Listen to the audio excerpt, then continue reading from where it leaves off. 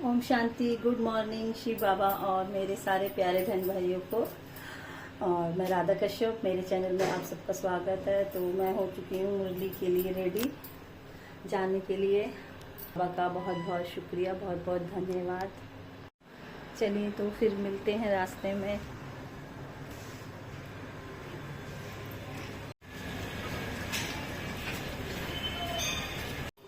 ओम शांति। तो मुरली से आ चुकी हूँ और बाबा को भोग भी लगा दिया है मैंने। आज भोग में है बैंगन का भरता, पराठा और दूध और बाबा के लिए जल। तो आज बाबा ने बोला है, मीठे बच्चे पूरे दिन में मुझे 1 घंटा तो याद करिए। वो है सुबह का समय 4 बजे का। तो हमें जल्दी उठना है, जल्दी सोना है, तो जल्दी उठेंगे भी हम लोग और बाबा की याद में रहना है। क्योंकि जो 1 घंटा होता है वो बाबा की याद में हमें फिर वो पूरे दिन चलाता है। बाबा की जो पूरी शक्तियाँ हम बाबा से लेते हैं वो पूरे दिन चलती है।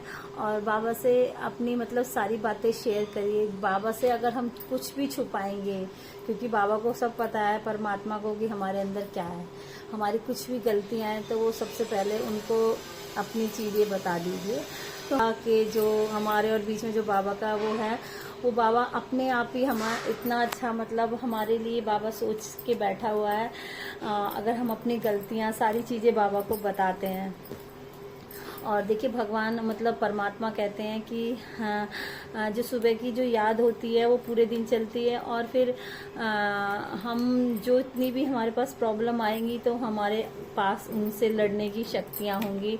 अगर घबराने की बात नहीं होती, अगर कोई प्रॉब्लम आती है तो फिर हमें मतलब उसको स्विच मतलब स्टॉप कर देना है। अगर हम उसके बारे में सोचेंगे कि क्यों आया, क्या आया, तो वो हमारे बढ़ती चली जाएगी। वो संकल्पों से ही बढ़ा लेते हैं हम लोग। तो इसलिए उसको स्टॉप कर दीजिए और फिर बस बाबा की याद में रहिए। आपके पास कुछ भी परेशानियां हैं तो हर जगह नहीं बता मतलब ओम शांति में हमारे बाबा यही कहते हैं, परमात्मा की हर वक्त मुझे याद करिए। लेकिन भक्ति लाइन में क्या होता है, हमने सुबह उठ के पूजा कर ली, सब कुछ, फिर काम खत्म।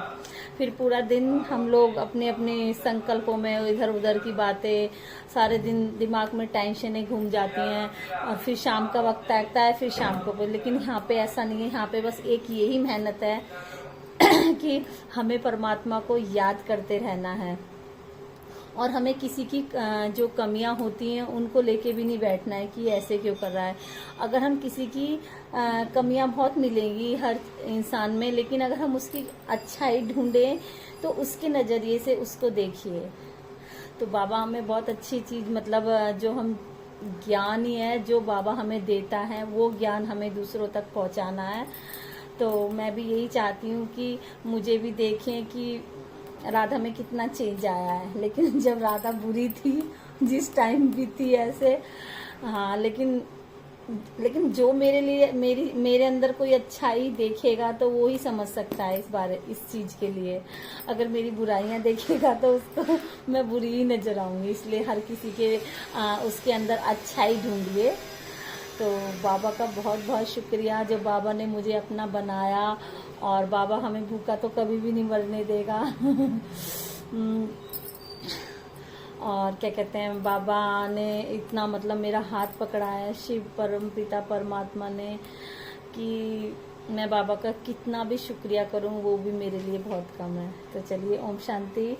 अगली मॉर्निंग में फिर मिलूंगी आप लोगों से। बाय।